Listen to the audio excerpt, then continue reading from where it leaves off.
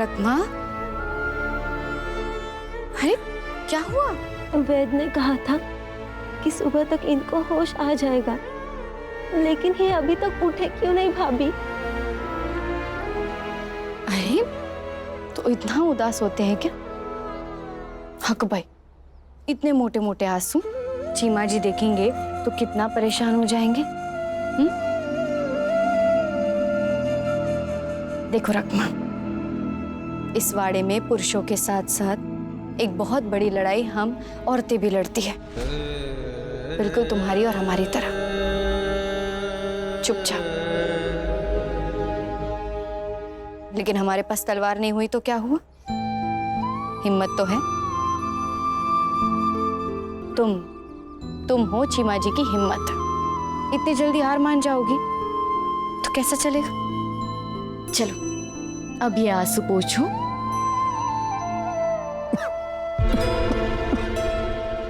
अरे देवा,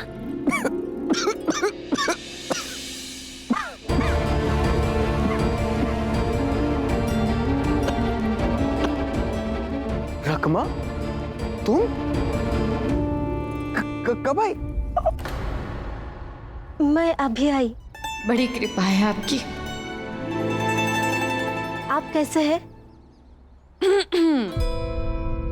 हमारी देवरानी अब आ गई है तो हमारी तो छुट्टी यहाँ से। हम जरा गुड़ी पाड़वा की तैयारियां देख कर आते हैं, पूजा का समय हो रहा है। अरे हाँ भाभी, आज तो गुड़ी पाड़वा है ना? मुझे तो होश ही नहीं था। लेकिन अब तुम बिल्कुल ठीक हो। भाभी। अरे छोटी बहन पाँव छूती है क्या?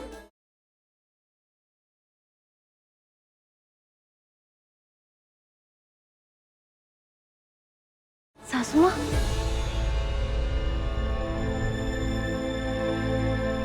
असुदे, दासियों से सुना मैंने तुम लौट कर आई हो। सीधा अपने पति से मिलने आई?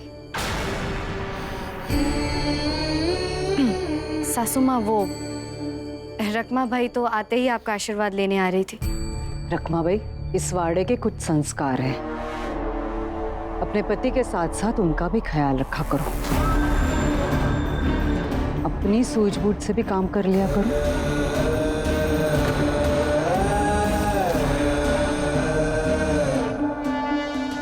आई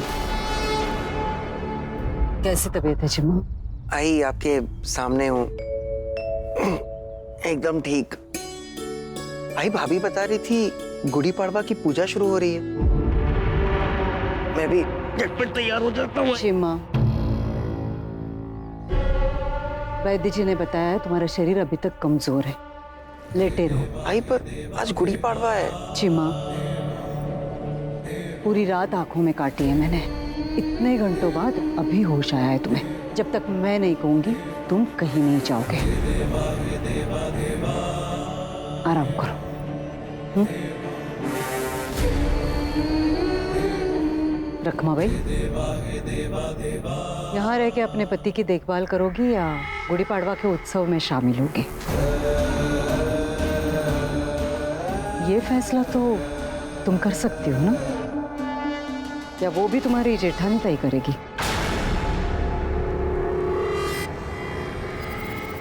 सोच लो।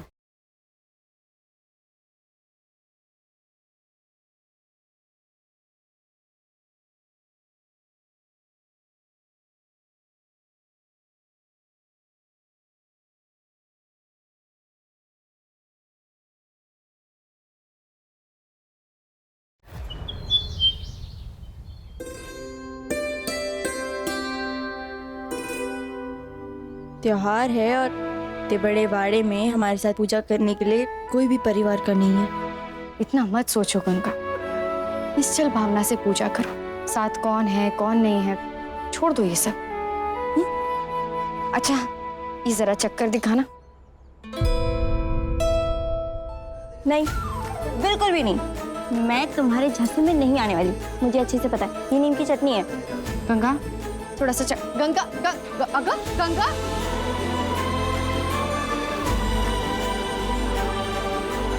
मालकिन, पूजा में तो कोई गया नहीं, फिर भी देखो पेशविन बाई कितनी खुश है। पूरे वाड़े में मायूसी छाई हुई है। चिमा की ये हालत है, बाजी युद्ध पर जाने के लिए तैयार है। उस पर जानलेवा हमले हो रहे हैं, कोषाध्यक्ष अभी तक पकड़ा नहीं गया, और फिर भी इतना उत्साह। शुभ और मंगल कामना की शुरुआत के लिए ये गुड़ी सजाकर उभारी जाती है। जीवन में मिठास है तो कड़वाहट तो रहेगी, बस यही स्वीकार करना पड़ता है। और ये याद रहे, इसलिए गुड़ के साथ साथ नीम का प्रसाद भी खाते हैं, जो इस नटखट गंगा ने नहीं खाया। कलश तो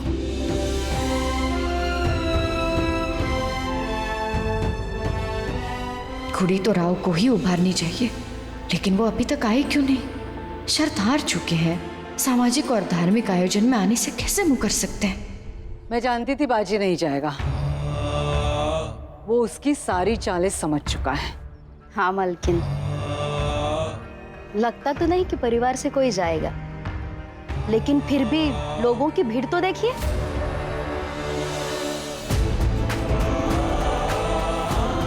अरे चलो चलो जल्दी करो सब। लगता है पूरा सासवड़ जुट गया है उनके आसपास, देखिए। तुम्हें भी उनकी तरह कुछ काम नहीं है कावेरी? हाँ, जाओ अपना काम करो। जी मालकिन।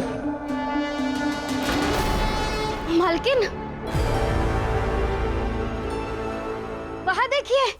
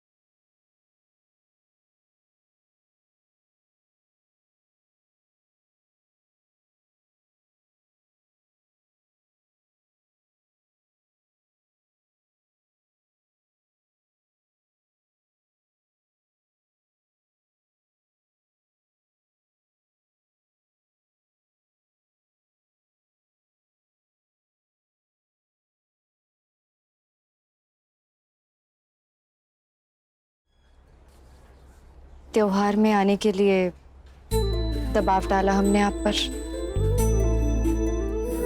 ऊपर से ये शोर शराबा, भीड़ भाड़, रस्म रिवाज, उब गए होंगे ना आप बहुत। अब आप जैसे शूरवीर को ये सब कहाँ पाएगा? क्या है कि जब तक एक दो लोगों के साथ मार काट ना हो, आपका दिन ही कहाँ बनता है। इतना भी बुरा नहीं हूं मैं, लेकिन हाँ, इसका मतलब ये नहीं है कि तुम गलती से भी गलत फहमी मत पाल लेना कि ये सब मैं तुम्हारे लिए कर रहा हूं। शर्त हारा हूं मैं, अपने वादे से नहीं मुकर सकता। इसलिए यहाँ पर आया हूँ। चला, फिर तो हम आपके आभारी हैं पेशवा सरकार। वैसे सबसे कह रहे थे हम कि रिश्तों में मिठास के साथ साथ थोड़ी कड़वाहट भी स्वीकार करनी पड़ती है, लेकिन चलिए आपके साथ यही सही कि कड़वाहट के साथ साथ थोड़ी सी ही सही पर आपने मिठास तो स्वीकार की। आपको गुड़ी पाड़वा की बहुत बहुत शुभकामनाएं। आपको भी गुड़ी पाड़वा की बहुत बहुत शुभकामनाएं।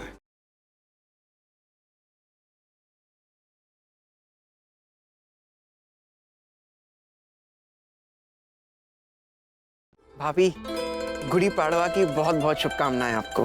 तुम्हें भी चिमा जी, तुम्हें भी। वैसे ये काफी सुंदर सजावट है। अरे पर तुम दोनों कैसे आए? सासू मां नाराज नहीं होंगे? भाऊ ने कहा है मैं आई से बात कर लूंगा।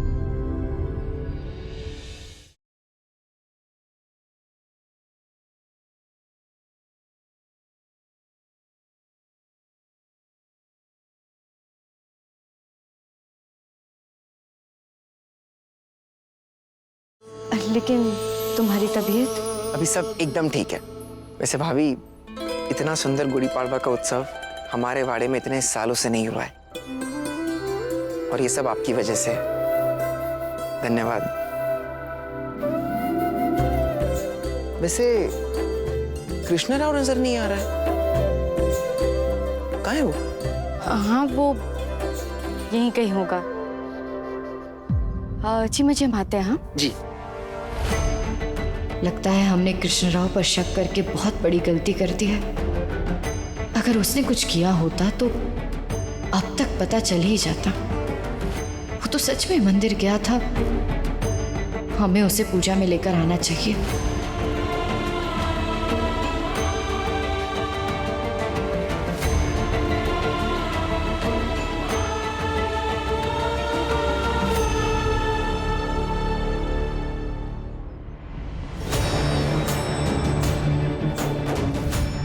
कितना बुरा भला कह दिया हमने कृष्णा भाऊ को। पक्का नाराज हो गया होगा, इसलिए पूजा में भी नहीं आया। कहाँ गया?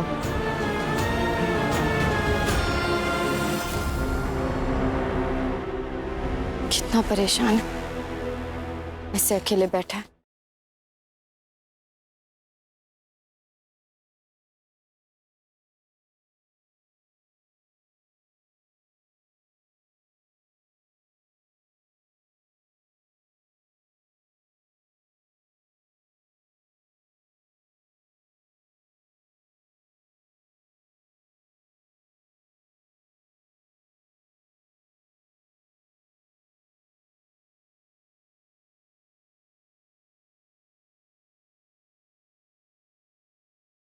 तुम यहाँ ऐसे अकेले क्यों बैठे हो? हमें माफ करना, हमने बेकार ही तुम पर शक किया। लेकिन इसका मतलब ये थोड़ी कि गुड़ी पाड़वा की पूजा में नहीं आओगे। चलो ना, सब है, बस तुम ही।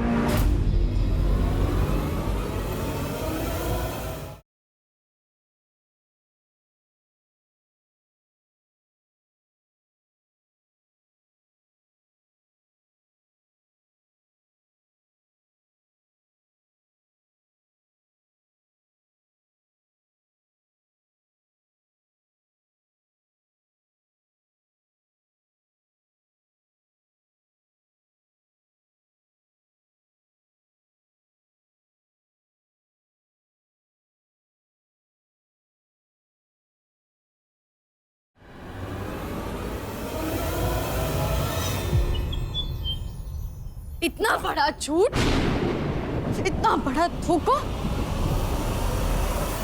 देशद्रोही हो तुम।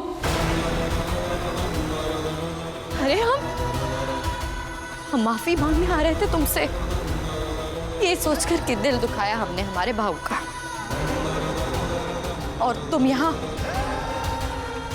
इतना बड़ा धोखा दिया तुमने हमें। सिर्फ अपनी लाड़ू को ही नहीं, सासवड़ को, पेशवा को, अरे अपने परिवार के नाम और मान को, तब मुझे माफ कर दो लाडू, मुझे माफ कर दो। मुझे कुछ नहीं समझ में आ रहा था, मैं बस फंसा जा रहा था। मेरी बात का विश्वास करो। विश्वास करें हम? ये सब कुछ अपनी आंखों से देखने के बाद विश्वास करें हम? तुम्हारे बोले हर झूठ की सच्चाई सामने आने के बाद विश्वास करें हम तुम पर? लाडू, हाँ मैंने सच्चाई को छुपाया, लेकिन मेरा केवल इतना जुर्म था कि मेरे राजकोष से कुछ पैसों की हेराफेरी की थी। लेकिन पेशवा सरकार के आने के बाद पकड़े जाने के डर से मैंने वही खाते चलाए थे। और मैं बस उन वही खातों को छुपाना चाहता था। लेकिन कोषाध्यक्ष जब पकड़ा गया और जीजा जी ने उसका हाथ काट दिया तो वो पागल हो गया था। और उसके बाद जो कुछ भी किया वो सब उसने किया था। मैंने उसे कई बार समझाने की कोशिश की, लेकिन हर बार वो ये धमकी देता रहा, अगर वो पकड़ा गया तो मेरा भी नाम आएगा। इस डर से मैंने नहीं बताया लाडू। और माला? माला पर भी कोषाध्यक्ष ने हमला करवाया था? नहीं। मैं मानता हूं कि माला पर हमला मैंने करवाया था, लेकिन मैं उस वक्त बहुत डर गया था लाडू। मैं माला को धमका कर चुप करवाना चाहता था, लेकिन वो तुम्हें मेरे बारे में सब बता रही थी, इसलिए बस।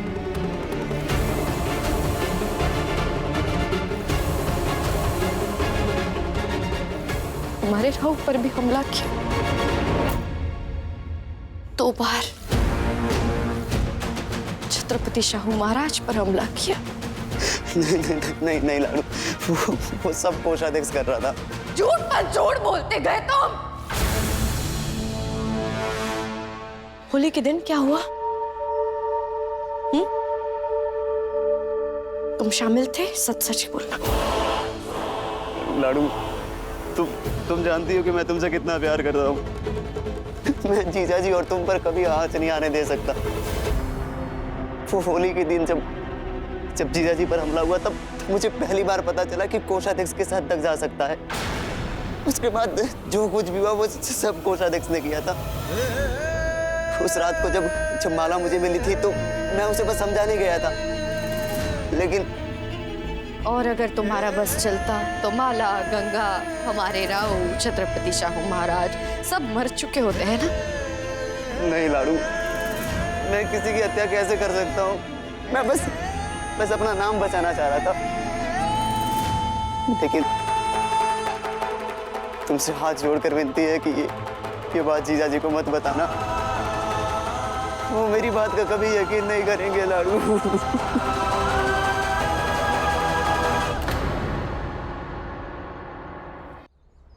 सर से लेकर पांव तक गुनाह में डूबे हो तुम।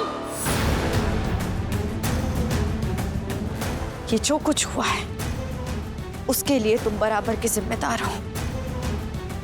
तुम उस कोषाध्यक्ष को छिपाते रहे जिसने कदम कदम पर पेशवा सरकार का बुरा चाहा। गुनहगार हो तुम, हमारा भाऊ।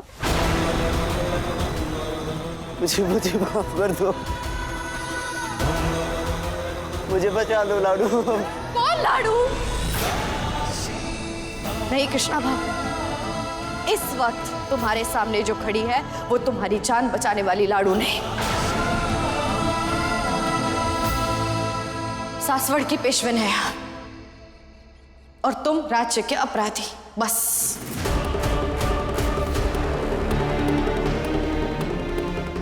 मराठा स्वराज की पेशवन होने के नाते हम किसी भी अपराधी को स्नेह नहीं दे सकते, फिर चाहे वो कोई भी हो। वक्त था तुम्हारे पास सच बोलने का, चुप रहे तुम। था ना वक्त?